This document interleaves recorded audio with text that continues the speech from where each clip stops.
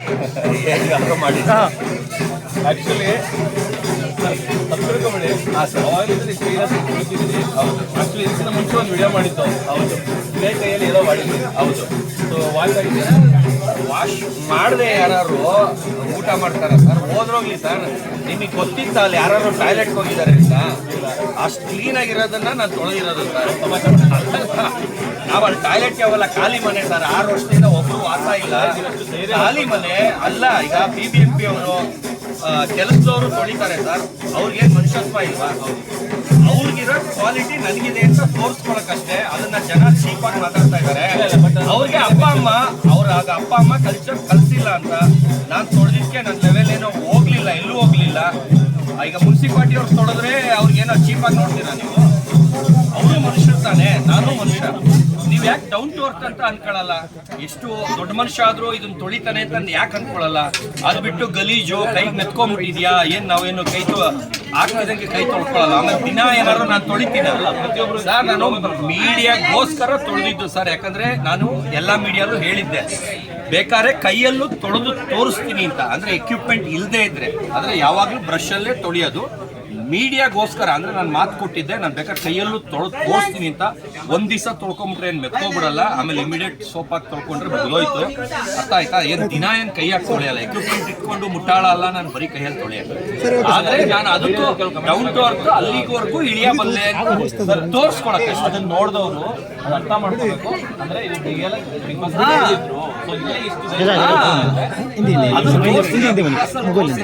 ಒಳಗಡೆ ಹೇಳಿದ್ದೆ, ಬೇಕಾದ್ರೆ ಕೈಯಲ್ಲೂ ತೊಳೆದು ತೋರಿಸ್ತೀನಿ ಅಂತ ಅಲ್ಲಿರೋರಿಗೆ ಚಾಲೆಂಜು ಮಾಡಿದ್ದೆ.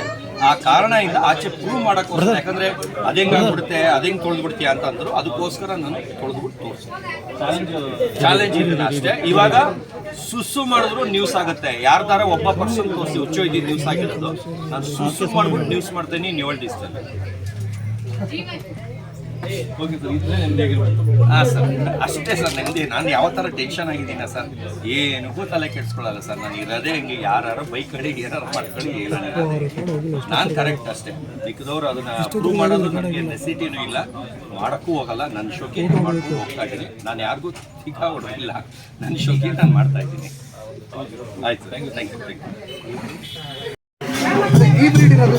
ಈ ಬ್ರೀಡ್ ಒಂದೇ ನನ್ನ ಹತ್ರ ಇರೋದು.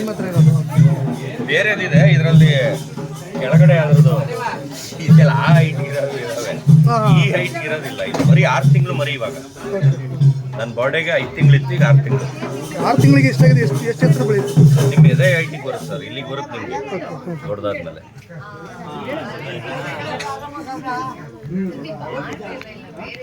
ಮೆಚೂರ್ ಆದ್ರೆ ಕಾಲೇ ಮೆಚ್ಚೋಗುತ್ತೆ, ಮರಿ ಹಂಗೆ ಹಿಡ್ಕೊಂಡು ಹೋಗುತ್ತೆ.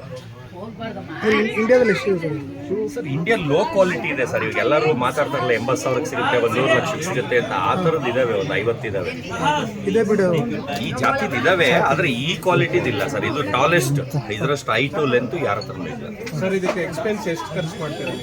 ಏನಿಲ್ಲ ಸರ್, ನಮ್ಮ ಚಿಕನ್ ಅಂಗಡಿಯವ್ರು ಪರಿಚಯ ಇದ್ರೆ ಸಾಕು, ಎಲ್ಲ 0 ರೂಪೀಸಲ್ಲಿ ಸಾಕ್ತಾ ಇದ್ವಿ ಸರ್. 1 ರೂಪಾಯಿ ಖರ್ಚು.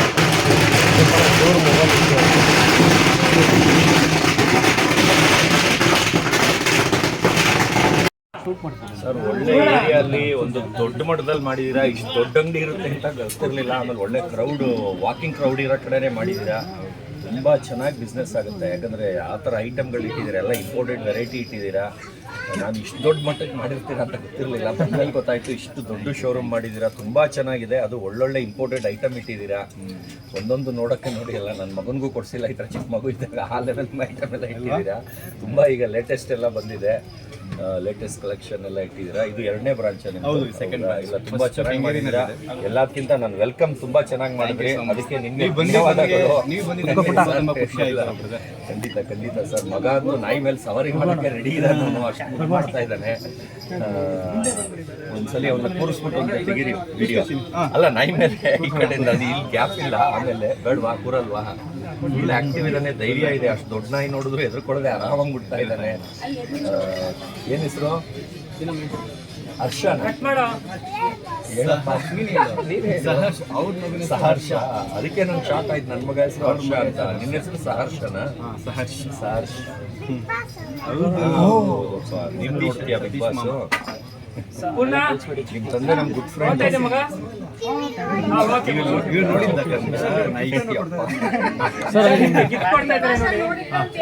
ಸರ್ ಅಯ್ಯೋ ಏನಿದು ಡಾಗೆ ಕೊಡ್ತಾ ಇದ್ದೀರಾ ನೀವು ತಗೊಂಡು ಇಟ್ಕೊಂಡು ಸರ್ ನಾನು ಇದು ಸರ್ ಇದು 100 ಕೋಟಿ ವರ್ತ್ ಡಾಗ್ ಅಂತ ಆಲ್ರೆಡಿ ಟಿವಿ ನ್ಯೂಸ್ ಅಲ್ಲೇ ಬಂದ್ಬಿಟ್ಟಿದೆ.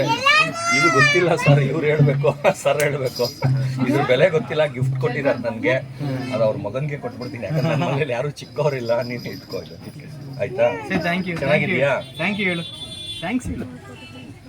ಎಲ್ಲ ಏನು ಸರ್, ಇಷ್ಟು ಜನ ಆಯ್ತು ಸರ್. ನಿಮ್ಮ ಮಗನಿಗೆ ಏನಾದ್ರು ಗಿಫ್ಟ್ ತಗೊಂಡು ಹೋಗೋದಲ್ಲ? ಇವನು ಈಗ ಸ್ವಲ್ಪ ಬೆಳೆದ್ಬಿಟ್ಟಿದ್ದಾನೆ ಸರ್, 19 ವರ್ಷ, ಈಗ ಮೆಚೂರ್ ಆಗಿಬಿಟ್ಟು ಕಟ್ಟೆ ಹೊಡೆದ್ಬಿಟ್ಟಿದ್ದಾನೆ. ಅದಕ್ಕೆ ಈಗ ಮಗು ಥರ ಸಾಕ್ತಾ ಇಲ್ಲ, ಈಗ ಮೆಚೂರ್ ಆಗಿರೋ ಥರ ಸಾಕ್ತಾ ಇದ್ದೀನಿ. ಈಗ ನೀವು ಮಕ್ಕ ಇಷ್ಟ ಮಾತಾಡೋದು ಗ್ರೌಂಡ್ ಲೆವೆಲಿಂದ, ಅಲ್ಲ ಗ್ರೌಂಡ್ ಲೆವೆಲಿಂದ ಬಂದು ತೆಗಿರಿ ಅಂತ ಸಾರ್, ಮಾಸ್ ತೆಗಿರಿ ಸಾರ್. ಇಬ್ರು ಕಳ್ಳರು ತರ ಕಾಣಿಸ್ತಾ ಇದ್ರ ಸರ್. ಫುಲ್ ಕೆಳಗೋಗಿ ನೆಲದ ಲೆವೆಲ್ಗೆ ಹೋಗಿ ಫುಲ್ ನೆಲದಿಂದ ತೆಗಿರಿ, ತುಂಬಾ ದೊಡ್ಡದು ಹೋಗ್ಬಿಡಿ. ಆ ಕಡೆಯಿಂದ ಬನ್ನಿ.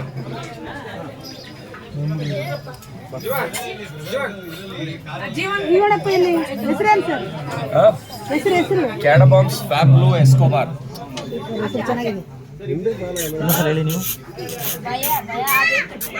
ಹಂಗಲ್ಲ, ನೆಲದಿಂದ ಅರ್ಧ ಅಡಿ ಐಟಲ್ ತೆಗೀರಿ, ದೊಡ್ಡದು ಬರುತ್ತೆ. ಫುಲ್ ಹೋಗ್ಬಿಡಿ, ಆ ಕಡೆಯಿಂದಲೇ ಬನ್ನಿ. ಶೋರೂಮ್ ಅಂತಾನು ಗೊತ್ತಿರಲಿಲ್ಲ ಸರ್, ನಾನು ಈ ಲೆವೆಲಿಗೆ ಮಾಡ್ತಾರೆ ಅಂತ ಗೊತ್ತಿರಲಿಲ್ಲ. ನಾನು ಅದು ಈ ಏರಿಯಾ ಬರ್ತಾ ಬರ್ತಾ ಬರ್ತಾ ಬರ್ತಾ ಬರ್ತಾ ದೊಡ್ಡದಾಯ್ತು ರೋಡ್. ಒಳ್ಳೆ ವಾಕಿಂಗ್ ಕ್ರೌಡ್ ಇರೋ ಕಡೆನೇ ಮಾಡಿದ್ದಾರೆ, ಯಾಕಂದ್ರೆ ಈ ಥರ ಇಟ್ಟರೇನೆ ಬಿಸ್ನೆಸ್ ಆಗೋದು. ಈಗ ಎಲ್ಲೋ ಒಂದು ಮೂಲೆಯಲ್ಲಿ ಮಾಡಿಬಿಟ್ರೆ ಬಾಡಿಗೆ ಕಡಿಮೆ ಸಿಕ್ಕು ಅಂತ ಮಾಡಿದ್ರೆ ಅಲ್ಲಿ ಕ್ಲಿಕ್ ಆಗಲ್ಲ. ಇಲ್ಲಿ ತುಂಬಾ ಚೆನ್ನಾಗಿದೆ. ಕ್ರೌಡ್ ನೋಡಿ, ಇವತ್ತೇ ಎಷ್ಟು ಜನ ಕಸ್ಟಮರ್ ಬಂದಿದ್ದಾರೆ, ತುಂಬಾ ಇಷ್ಟ ಆಯ್ತು. ಜನಕ್ಕೆ ಏನು ಹೇಳಕ್ಕೆ ಇಷ್ಟಪಡ್ತೀನಿ ಸರ್, ಈ ಶಾಪಿಗೆ ಬರಲೇಬೇಕು ಅಂತ?